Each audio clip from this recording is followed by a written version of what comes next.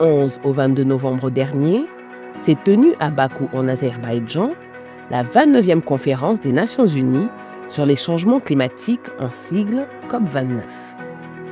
Le Congo y était représenté au plus haut niveau par le président de la République, M. Denis Sassou Nguesso, qu'accompagnait entre autres membres du gouvernement, le ministre de l'économie et des finances, M. Jean-Baptiste Hondaï. Ce dernier, en marge des travaux de la COP29, a pris part à la réunion de la coalition des ministres des Finances pour l'action climatique.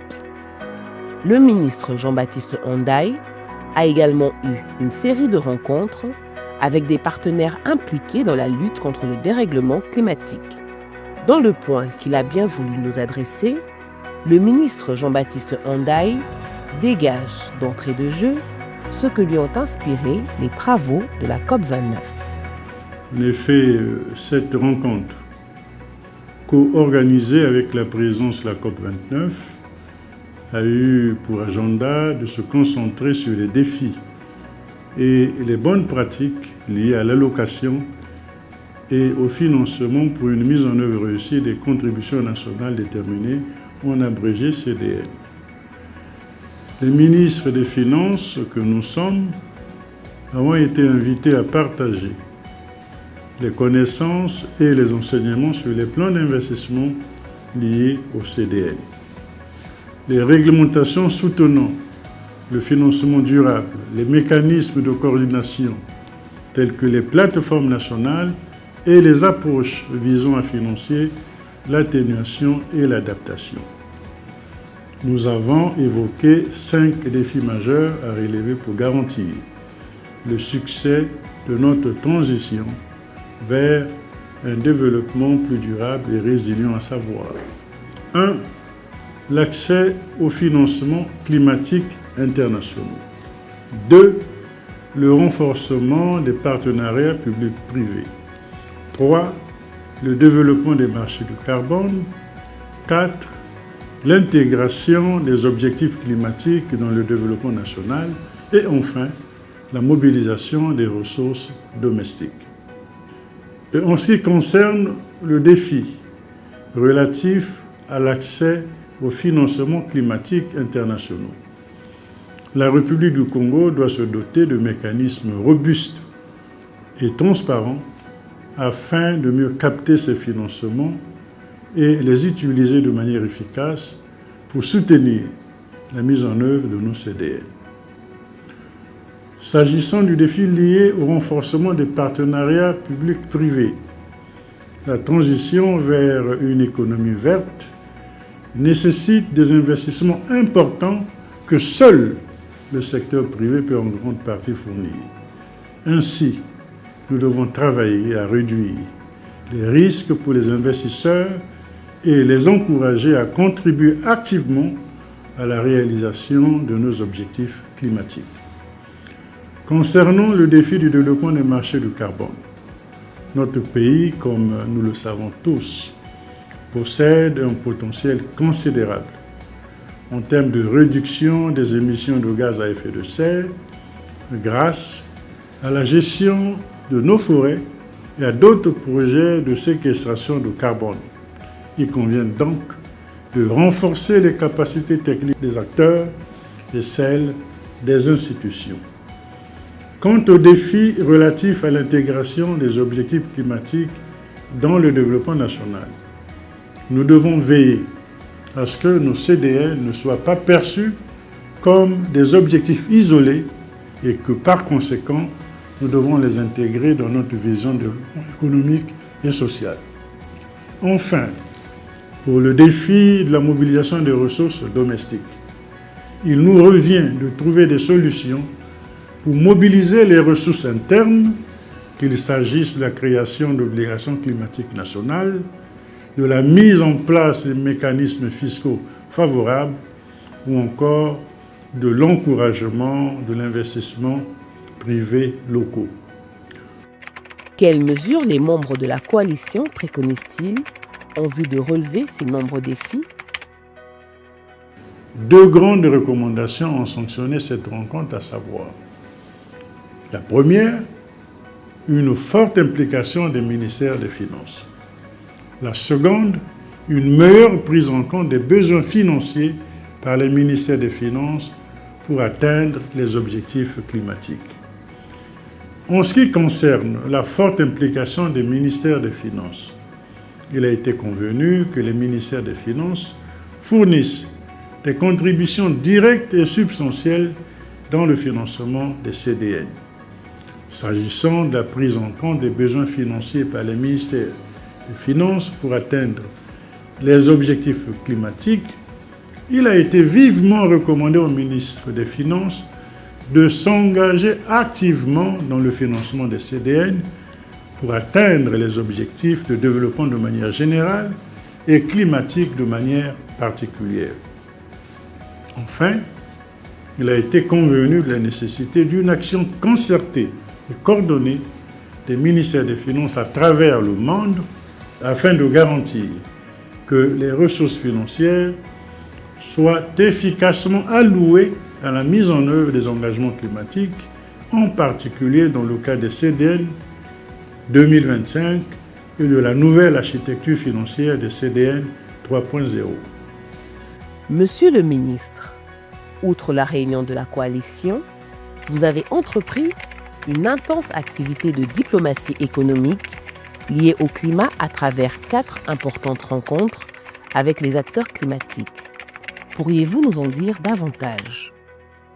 Au cours des différents entretiens, comme vous l'avez évoqué, nous avons rappelé que le Congo, notre pays, comme de nombreux autres pays d'Afrique, est confronté à plusieurs défis, notamment il y a la gestion de la dette publique, la gestion des ressources naturelles et le respect des engagements internationaux. Je tiens quand même à dire que la République du Congo, bien que tardivement, a rejoint la coalition des ministres des Finances pour l'action climatique fin septembre 2024 en tant que 95e pays membre. Pour plusieurs raisons stratégiques et économiques, nous avons adhéré à cette organisation. La première raison, c'est la mobilisation des financements pour les actions climatiques. La seconde, c'est le renforcement de l'intégration des enjeux climatiques dans les politiques économiques. La troisième, le renforcement de la résilience économique face aux impacts du changement climatique. Et la quatrième, l'accélération de la mise en œuvre des engagements climatiques internationaux. Et enfin, le renforcement des partenariats pour des solutions climatiques innovantes. Avec l'ambassadeur suédois du climat, je dois dire que la Suède est d'accord pour faire aboutir des accords bilatéraux d'assistance et d'échange d'expériences avec le Congo dans tous les domaines sollicités concernant les énergies renouvelables, les technologies et innovations vertes, la mobilisation des ressources, le suivi des ODD et les échanges sur les outils de mobilisation financière. Des rencontres sont prévues avec les entreprises suédoises évoluant dans ces domaines, dont l'Agence suédoise de l'énergie, l'Agence des crédits d'exportation et l'Agence du marché carbone. Des propositions de réunions bilatérales et des voies d'échange en Suède ont été convenues par les deux parties. Avec le secrétariat de la coalition, il a été convenu que les besoins réels et les priorités du Congo soient transmis à la coalition, des demandes formelles pour les échanges d'expériences et le renforcement des capacités soient adressés. Avec le Fonds d'équipement des Nations Unies, il a été retenu l'intégration des besoins du Congo dans le nouveau cadre stratégique des 4 prochaines années, l'ouverture dans les meilleurs délais d'une agence du Fonds d'équipement des Nations Unies au Congo dans le but d'assurer une meilleure collaboration et une présence dans le pays. L'identification des besoins urgents de notre pays et la définition de nos priorités dans les secteurs de l'agriculture, de l'énergie et de la forêt.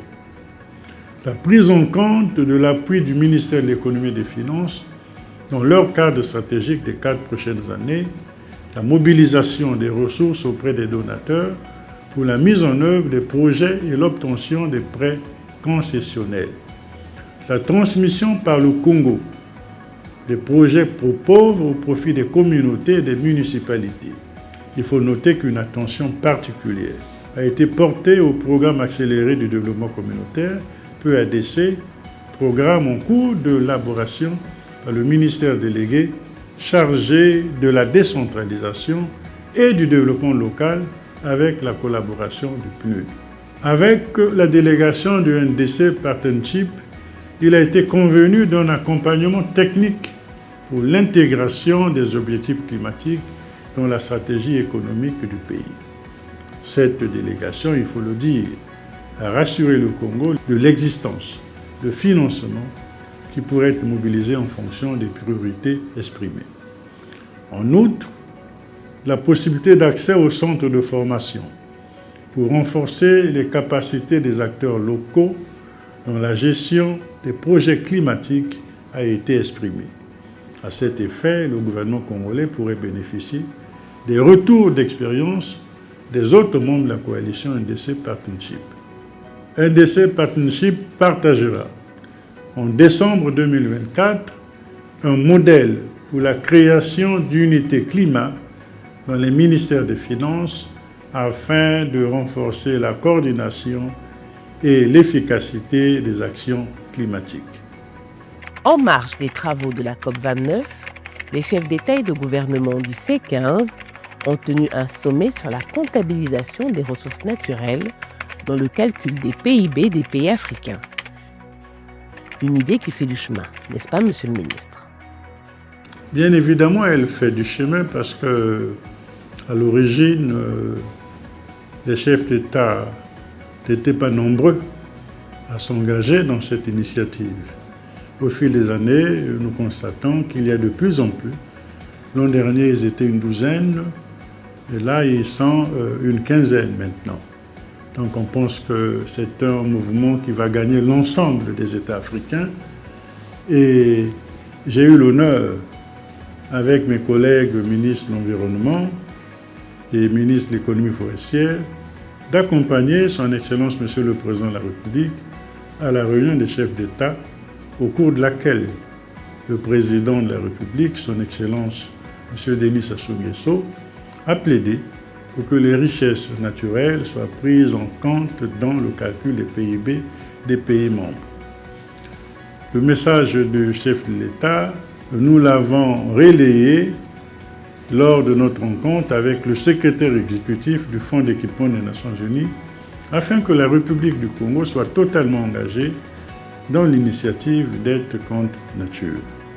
Merci, Monsieur le Ministre. Merci, c'est à moi de vous remercier.